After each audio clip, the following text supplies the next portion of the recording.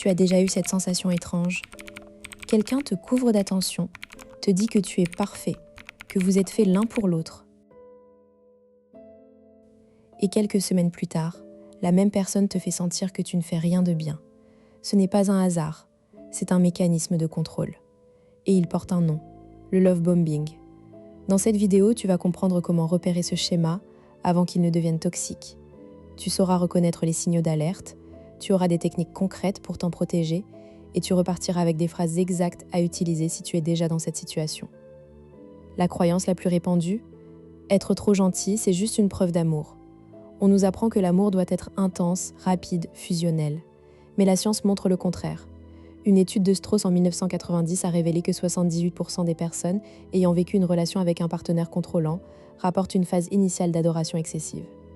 Ce n'est pas de l'amour, c'est une stratégie.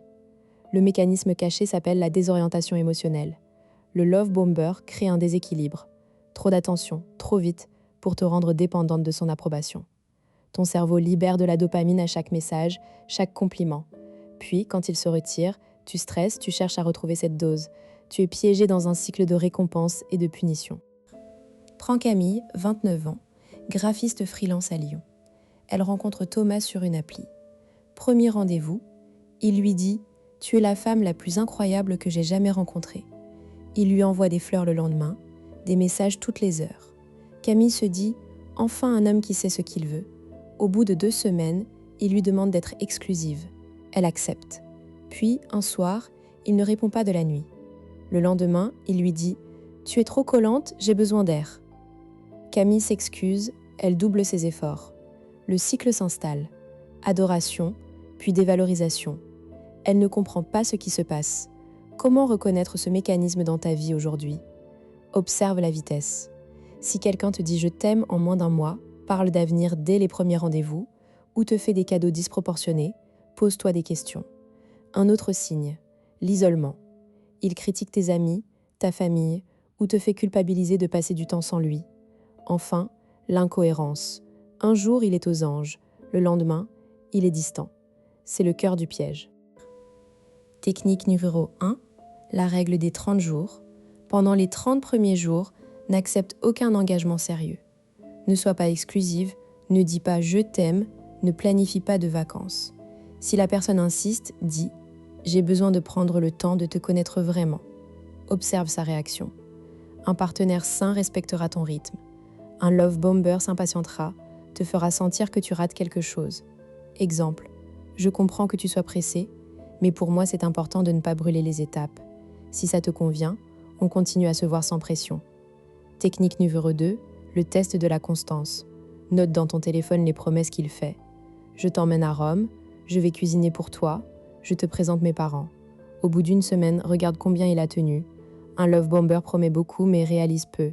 Si tu vois un écart, ne le confronte pas frontalement. Dis plutôt, tu te souviens quand tu as dit qu'on irait à Rome ? J'aimerais qu'on regarde les vols ce week-end. Sa réaction te dira tout. Exemple, ah oui, on verra plus tard, je suis débordée. Si ça devient une habitude, tu as ta réponse. Technique numéro 3. Le protocole de l'urgence inversée. Quand il te fait un compliment excessif ou une déclaration trop rapide, ne réponds pas par un remerciement enthousiaste. Réponds avec un ton neutre. C'est gentil, mais on se connaît à peine. Ou, je préfère qu'on prenne le temps avant de dire ce genre de choses. Tu brises le rythme du love bombing. S'il insiste, répète la même phrase. Au bout de 2 ou 3 fois, il se dévoilera. Soit il se calme, soit il s'énerve. Dans les 2 cas, tu as gagné des informations précieuses. Revenons à Camille. Elle a appliqué la règle des 30 jours avec le suivant. Un homme lui a dit « Tu es parfaite au bout de 10 jours ». Elle a répondu « C'est gentil, mais on se connaît à peine ». Il a insisté « Non vraiment, je sens une connexion unique ». Elle a répété « Je préfère qu'on prenne le temps ». Il a disparu 2 jours, puis est revenu en disant qu'elle était trop froide. Camille a compris, ce n'était pas de l'amour, c'était un test. Elle a mis fin à la relation. Aujourd'hui, elle est en couple avec quelqu'un qui a respecté son rythme. La vérité finale, le love bombing n'est pas de l'amour. C'est une prise de contrôle. Plus c'est intense au début, plus le risque est élevé.